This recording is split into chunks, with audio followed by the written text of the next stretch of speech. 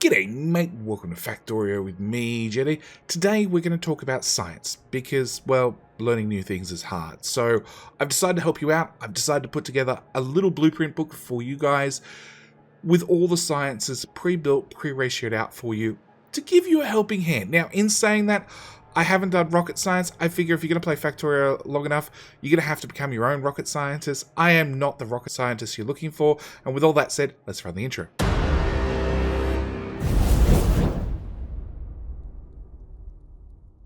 So with that out of the way, the last thing we're actually going to look at is the labs. First thing we're going to look at is automation science. Now, we built a little ghetto build all the way down. Well, it's miles away now. Actually, let's just scream over there in editor mode.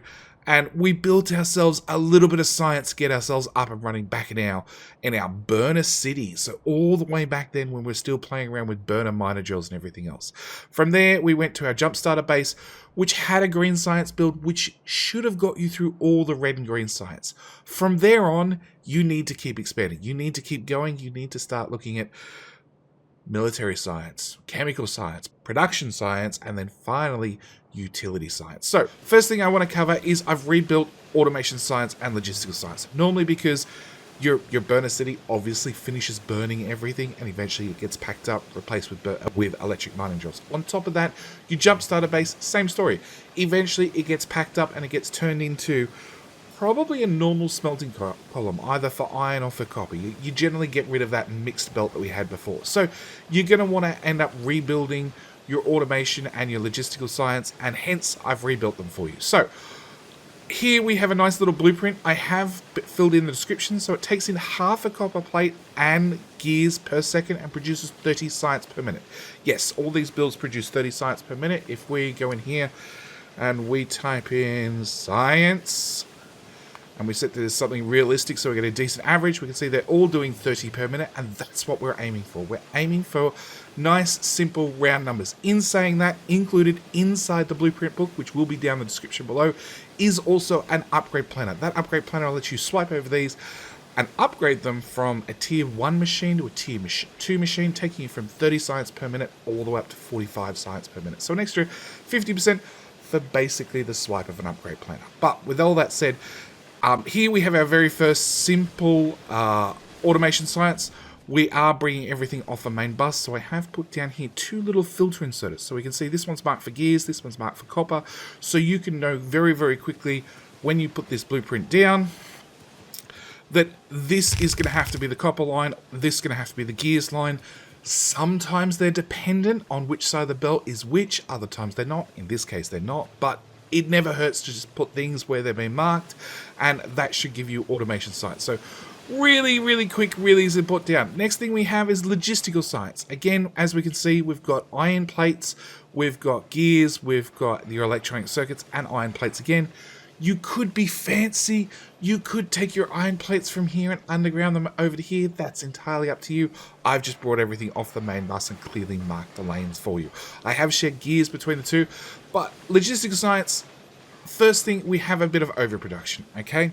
In fact, we're producing twice as many inserters as we actually require to run logistical science, and almost 3 times the amount of belts as required to run our little logistics science build. So it's only 6 assemblers long, but yes, we are running a little bit too much production. So I have put these boxes here, which I haven't capped because they're filled up. And honestly, you're probably going to find a use for 1.6k belt and 800 inserters. If you don't, you could always cap these all the way down to 50 each. And what will actually happen is they'll start removing from the box and cutting down how much is in the box one by one. Meanwhile, this machine will just sit here idle until that box has gone down to just 50 items in the box. Again, we have a lovely blueprint here. Actually, let's mouse over it. So it says, takes in 1 green chip, 2 gears, 2 iron per second for 30 science per minute. Also stockpiles belts and inserters for personal use. So again, same story. Nice, simple description. Lovely filter inserters here to mark out exactly what you need to do. The next science pack I want to talk about is I want to talk about military and chemical science. Same story, we've got our filter inserters down here, just marking which lane's which. And military and chemical science being like the next 2 tiers of sciences, are actually a little bit different. In the past, we were crafting, when it came to green science, we were having one lot of materials in, one science pack out. When it comes to the military science and the chemical science, as you can see, there's a change of the recipe. It's one lot of materials in and 2 military science packs out. So it changes the recipe slightly. So going over this really, really briefly. First off, we're going to have wall. Wall's really, really simple. We put brick in, wall comes out. It's nothing more complicated than that. Lots of inserters down the bottom. Next off, we have ammunition. Ammunition, again, we're using a couple of inserter tricks. So we're bringing in iron on this side. We're making your standard firearm magazine, so your standard yellow ammo. And then we're actually bringing in steel and we're putting it on the left-hand side of the belt with the inserter reaching the far side of the belt to put the ammunition. We're turning that into the armor-piercing rounds. So again, we're using this inserter to grab both the steel and the ammunition, and this inserter on this side to grab the copper, and then we're using a long hand inserter to put it out and share the same belt as we're using for the wall. Again, little trick when it comes to ratios is your yellow ammo produces 1 in 1 second. Your red ammo, being the armor piercing rounds, needs 1 firearms magazine, but it takes 3 seconds to craft. So therefore, this one machine can actually support 3 of these machines. I've also built in a little bit of overproduction with both the, well, all 3 items actually, the wall plus the ammo plus the grenades. So we have some buffer boxes at the end, but we'll cover those in just a sec. Next up, we have grenades. So grenades are really, really simple. It is just coal and iron. For some reason, in the Factorio universe, if you take some coal, you add some iron, you rub the 2 together, and then you throw it really hard, it goes boom. Now, the fact that it goes boom is important for 2 reasons. 1, it's great for killing and clearing out biters. 2, it's actually really, really, really handy for removing forests. Early game, obviously you were using them to burn, to create power, and also run your burner miner drills. As you progress further in the game, trees and forests are going to become annoying. So grenades, my JD's recommended way of getting rid of trees. Next off, we actually have our military science. Same story, 5 machines will give you 30 science per minute. If we go check the actual blueprint, we can see it takes in 5 brick, 3.5 iron, 3.12 coal per second, 2.5 copper per second, half a steel per second, and it produces 30 science per minute. It also stockpiles the excess ammo, grenades, and wall. So, as you can see, these are down here. Now, these are actually put in steel chests, and we'll cover why they're in steel chests a little bit later in the video, but the important thing is these are steel chests, whereas earlier on we had wooden chests. Last thing I need to cover, and this is going to be very, very important when you're placing down these blueprints, if I just remove that. If you place down this blueprint, oh, actually, let's open up the blueprint first. See, already I can see that I don't have the technology unlocked in my current game to actually do military science, okay? This is why those assemblers have that red cross on them. So what we can actually do is, if I place down the blueprint, obviously I have bots for this test map, so they build things quickly. We can see this is going to place down the whole build, except these don't have a recipe set. If we go into editor mode really quickly, and I unlock that technology, and close that, press all the wrong buttons, I take this blueprint, assuming we've built it, assuming we've done everything, and we're just waiting to unlock that technology, and I paste the blueprint directly over the existing blueprint, it will automatically set the recipes for me. That is a critically important thing. It means that you can get these builds done. You can build ahead, and as your technology catches up to you, just paste the blueprints one over the top of one another and set the recipes. So, next off, we're going to cover chemical science. So, chemical science is a really easy one. Because it's chemical science, it actually requires 2 outside resources, being the advanced circuits of the sulfur. Sulfur is obviously made from petroleum products, so oil. On top of that, the advanced circuit requires plastic, which again, it's an oil product. So this is why this one actually has the name chemical science. It requires you to have oil up and running first. We'll be having an upcoming video covering oil in greater depth, but it also requires engine units. So engine units have a really, really simple recipe. We can see them right here. They use steel, they use pipes, and they use gears. We have this little machine right here that is bringing in our iron and pumping out our pipes. Again, we're using our inserter tricks to put the pipes on the far side line. Next off, we have the actual engines. We have one inserter grabbing both the gears and the pipe, and the other long-handed inserter just reaching over and grabbing the steel. turning it into engines, we're bringing the engine line all the way down to then loop it all the way back up and fit it into the chemical science machines. Now, this is ratioed out, so this single pipe machine will run the 10 engine unit machines we have right here. That's the way it's been designed. Same story with our chemical science. It's also going to put out exactly 30 per second. So as you can see, chemical science is the first one where sciences start getting really big. So we've gone from 5 assemblers to 6 assemblers to the end science output is only 5 assemblers, but it does require 3 new intermediates that we've had to make that science pack. Chemical science, 2 things. One, you have to set up oil. As I said, we'll be having an upcoming video covering oil in far greater depth, and also probably include some pre-made blueprints to get your oil refineries and all your chemical plants set down, along with cracking your oil from one type to another, all that sort of stuff. At the same time, this science build is very, very large. Main reason is this also takes 24 seconds to craft. It is one of the longest crafting times in Factorio. So to get around that, we put down more assemblers, a lot more assemblers. With that, as said, still have this same filter inserters marking which lanes are which to bring the materials in. It's just there as a marker. Obviously, you can get rid of the filter inserters when you're done. And again, description takes in 1 iron, 0.75 red circuits, 0.5 gears and steel. So that's half a gear and half a steel per second, 0.25 sulfur, and produces 30 science per minute. Same story in the handy dandy if we just upgrade, Science Planner upgrade. So in here we can just quickly swipe over and get a full upgrade to our tier 2 assemblers, our tier 2 inserters, and jump up to 45 items per second. Next up, we have our last 2 science packs we're going to be covering for this video, that being our production science and our utility science. We've got, same as always, we've got our lovely belts coming in, marking all our different production resources.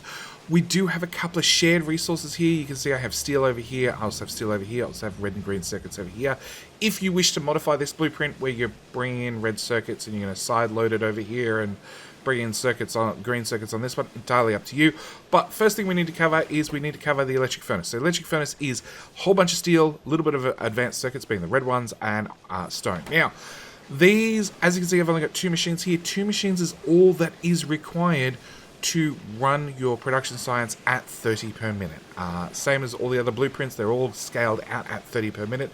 We're also still using tier 1 assemblers. So obviously if you want to upgrade to tier 2, which would be fairly common by this point, you can obviously build it all with tier 2 assemblers, knowing full well it's going to do 45 science per minute rather than 30, which it's scaled to, which just means all the sciences before this, you probably want to upgrade to tier 2 assemblers as well. So, electric furnaces. Now, electric furnaces are something that you're probably going to want later in the game. Consequently, there is a storage box, same as military was previously. There is a storage box at the end where you can grab your excess furnaces. On top of that, we have our productivity modules. Now, productivity modules, something I'm not going to cover in this video, but it is something that you're probably going to find a later video up. Probably will link up the top right hand corner once this video is published. It's all about how modules work. Modules can be very, very powerful, but for the moment, we're just using it from a science pack. So this is very easy. It's 5 electronic circuits, 5 advanced circuits. They come in, they share a belt, inserter in, inserter out, nothing too complicated.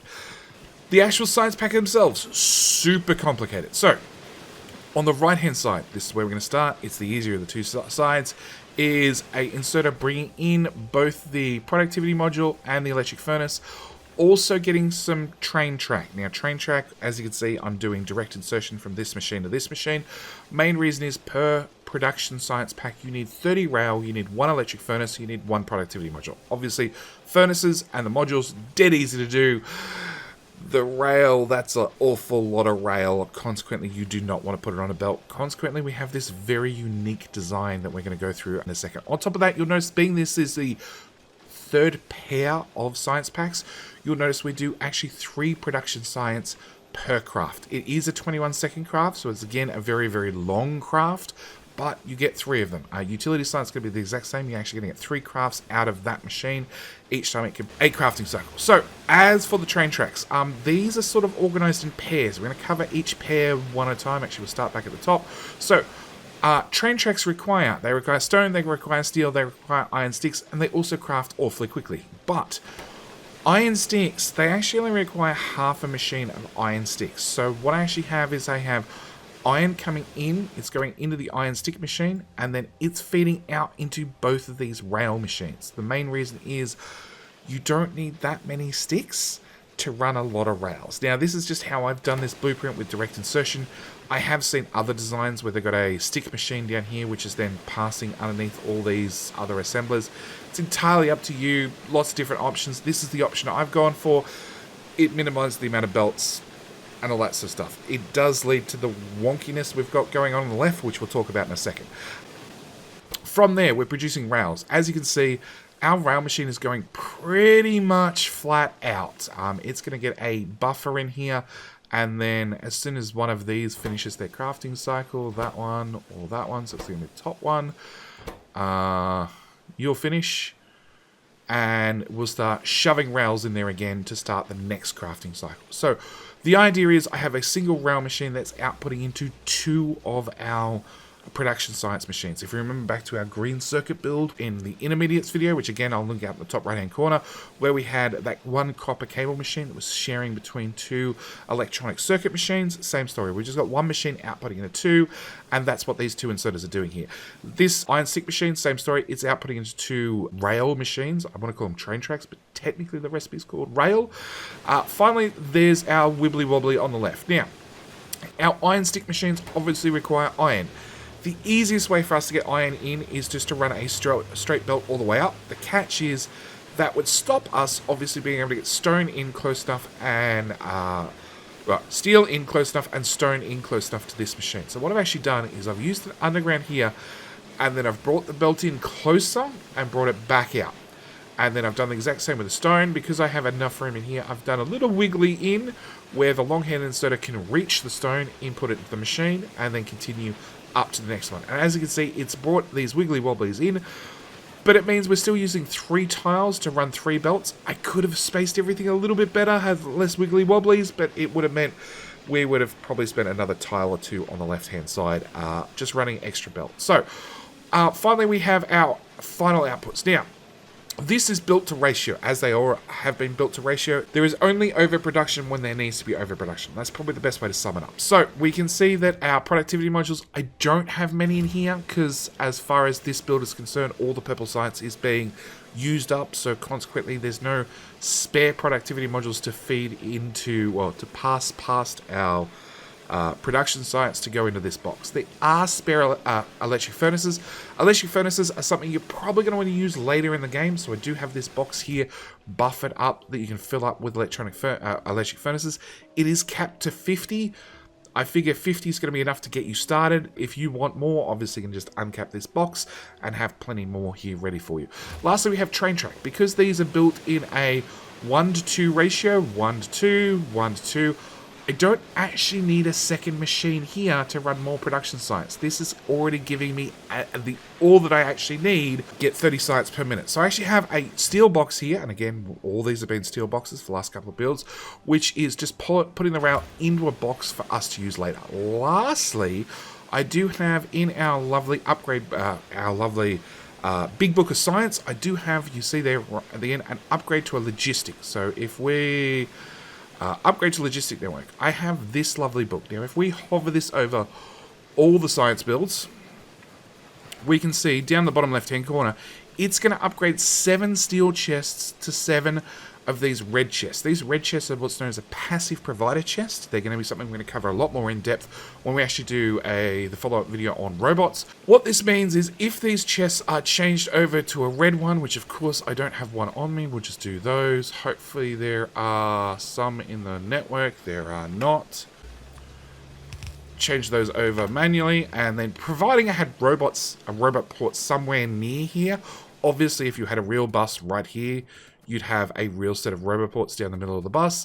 These would be in range, but it would mean that logistic spots, which we did cover briefly in the belts versus bots versus trains video, that robots would be able to come over here and grab the grenades, the wall, or the ammo out and deliver it directly to you or to a logistics chest. A logistics chest, again, cover that in an upcoming video on robots. This is why this upgrade plan is included. So we can upgrade these 3 chests as soon as we've got robots to actually have the robots bring you more arms, more defenses, and obviously more grenades. For combat, at the same time, you'll notice these three are all here as well. This will give you access to electric furnaces, rail. Again, you're going to end up probably needing an awful lot of rail going around your base and running trains. And at the same time, it's going to also give you access to any productivity modules that have been built, like that one that just flowed down the belt. Any productivity modules that are available out there directly from the logistics network. So this is why this upgraded plan is included. This is also why all these chests are steel. This upgrade plan is only designed to do steel chests, the passive provided chests, mainly because our little build over here with inserters and belts will probably be superseded by the time you get to robots. You're probably going to be on blue inserters only, being the fast ones, so we don't need the yellow inserters anymore. Actually, it's something else I should note. This is full of fast inserters rather than slow inserters, mainly because of the amount of train track that needs to be moved from left to right. So this does have the faster inserters already included. Again, description of this blueprint is: takes in 6 steel, 4 stone, 2 iron, 2 bricks, 2 red circuits, 1 green ship per second to produce 30 science per minute. Also stores excess electric furnaces for later use.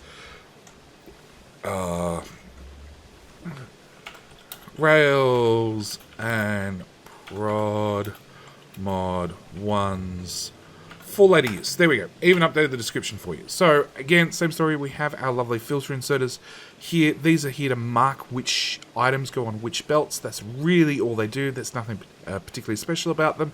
And as I said, after you've built the blueprint, you can always remove them. In fact, you don't even need these undergrounds in here. They are literally there as a marker. So next up we have is our final science pack. It is the high-tech science. Now this one it's the last science, consequently it's a little bit complicated, it's a little bit to step through. So we're going to we'll start with the recipe. Okay, so the recipe is 3 items. It is the processing units, which we made back in our intermediates video. It is the flying robot frames, which we're making on site, as low density structures we're also making on site. So processing units coming in from the main bus. Nice, simple, done, over. Okay, next up we're going to go with our flying robot frames. So our flying robot frames require steel, batteries, electronic circuits, and electric engine units. As you can see, we're bringing in our batteries, we're bringing in our steel, we're bringing in our electronic circuits. We're making our electric engines on site, which require electronic circuits. They also require lubricant, so another petroleum product, and they also require engine units. We have this engine unit build. It is the same build we've already used previously. It's plain, it's simple, it's nothing special. It's literally a carbon copy of the one we already had for chemical science. Pasted that back down. Got a couple of long-headed inserters which are moving the engines directly from machine to machine. You will notice here I'm actually using tier 2 assemblers. I have to use tier 2 assemblers for the electric engines because they require a liquid input. Only the tier 2 and tier 3 assembly machines can actually have a liquid input, so these had to be tier 2. They are ratioed out, so you can upgrade these guys to tier 2 and these guys to tier 2 and everything should be fine. It is scaled for a tier 2, well, they're scaled assuming that we're running a tier 1 machine, but then again, we're going to upgrade everything to a tier 2. Okay, for our electric engines, we are using the fine points of inserters again. We are bringing our electronic circuits, we're putting them on the right-hand side of the belt, so we can bring them into this build. At the same time, we're also outputting the electric engines onto the left-hand side of the belt, so they can be picked up by the next production, being the flying robot frames. Flying robot frames, actually, there is a little bit of overproduction here, and that's quite intentional because the idea is they're going to end up at the end of the build. We're hopefully going to be able to box them up and turn them into our lovely little logistics bots and construction bots, but we'll get to those in a second. So, these guys, same story. We've got the steel and the batteries, which we just brought in. We have our electronic circuits. We also have our electric engines, which we're outputting on the same belt, and we're just bringing them up here, turning them into flying robot frames, and outputting them onto the same shared belt as our low-density structures. Our low-density structures are a fairly boring build, but this is actually where a lot of the resources go for this science pack. So it is 20 copper cable, it is 5 steel, and it's 2 plastic. 2 steel, not a lot to worry about. 5 plastic, not a lot to worry about. 20 copper is fairly expensive. Also, due to it's a very, very long craft time, as you can see, the build is substantial in size, very substantial. On top of that, we don't actually need those belts.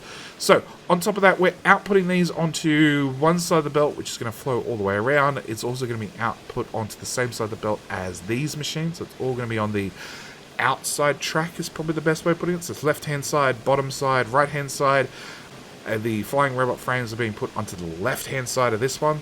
And then we're flowing it back across the top and down to our actual high-tech sites, utility sites. It got renamed partway through the last update, or the update before, whatever.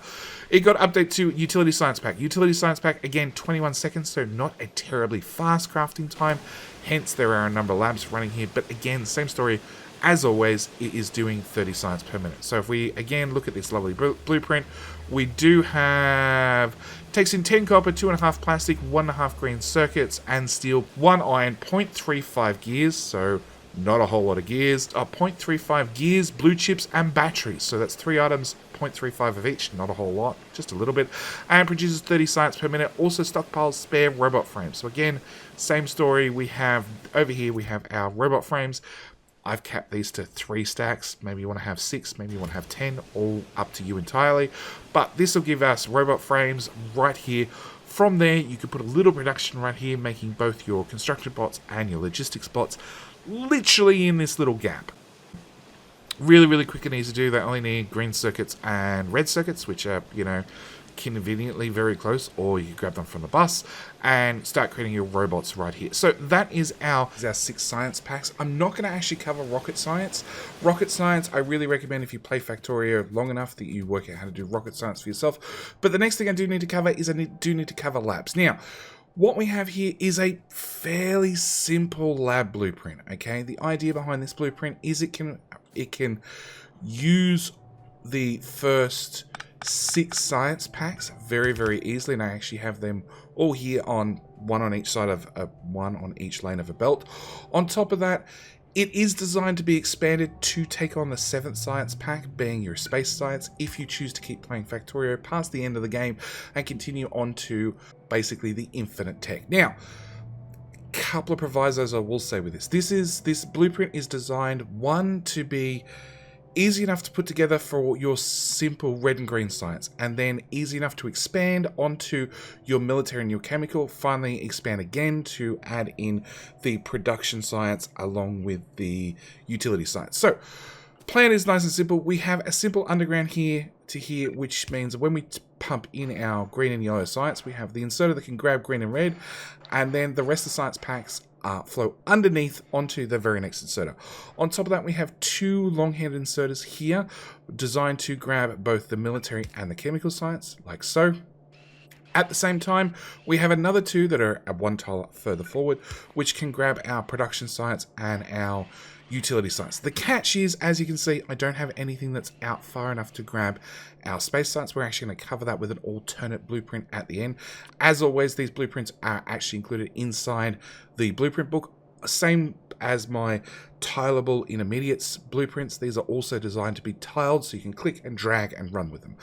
Now, labs are a little bit unique in that they can actually daisy chain from one lab to the next lab to the next lab. So, one thing I do want to show you guys really, really quickly, and we set this up originally when we did our red science in our Burner City, is if I have 2 labs that have whatever science packs they have, I can put in just a simple power pole, couple of inserters, and these inserters can grab all the science packs and move them onto the next lab. Now, you can daisy chain these in theory as far as you want. I do recommend you don't go more than about 6 jumps, and also the faster the inserters you have, the more effective the system is, because obviously anytime a science pack is being held by an inserter and it's in midair, it's not in a lab, it's not working for you. So with that out of the way, as you can see, you can easily add, you know, another 2, another 4, another 6, so and so labs in daisy chain style, and we'll just power up these ones really quickly. Then we come to our final lab setup for our space science. We'll actually bring the space science down the belt, and as you can see, I've got a little demonstration here.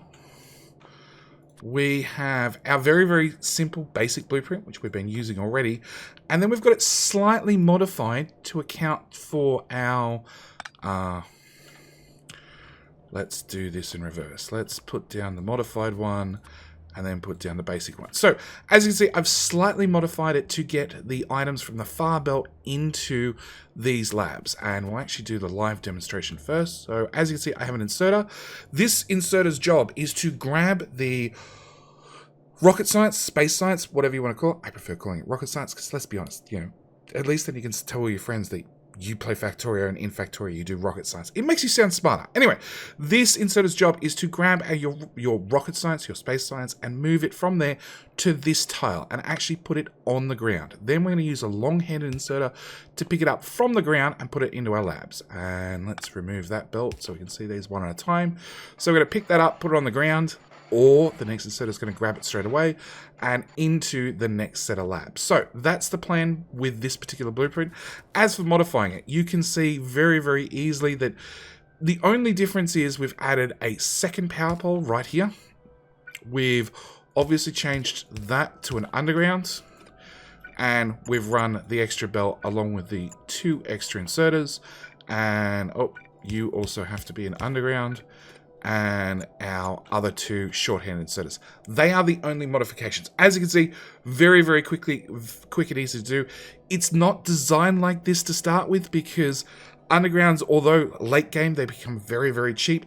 Early game, when you're still handcrafting a lot of things, getting your first labs up and running, they can be quite expensive. That's, again, why this particular build is actually designed so when you first start off, you can just run a straight belt with your science. And then as you upgrade it, you can change these over underground by clicking, dragging, and running, and then upgrade to the next type. So, with all that said, that's where I'm going to end this video. As always, the copy of the blueprint book is down in the description. At the same time, if you have more questions, you have any other queries, or you want to get the updated blueprints, because I promise you these blueprints will update over time, come join us up on Discord. A link is actually now up top right hand corner. Swing by our Discord. We've got plenty of talented engineers on there, happy to answer your questions, happy to help you out. On top of that, I do a lot of community events, so again, best way to find out more information about those is jumping on Discord. If you liked the video, give it a like. If you learnt something along the way, especially give it a like. At the same time, you're welcome to subscribe to the channel. We do a whole bunch of Factorio content around here, ranging from tips and tricks videos like this to full Let's Plays and other tutorial videos. Lastly, if you're looking for more tips and tricks videos, down the description we have linked 2 playlists. One is the current playlist, which is all brand new tutorial videos. On top of that, there is a second playlist which features very, very good tutorial videos that are graphically a little bit out of date, but the content is still there and the content is still perfectly fine. Anyway, with all that said, thank you guys so much for watching. Do hope you've enjoyed, and I'll see you guys in the next one. All right, bye.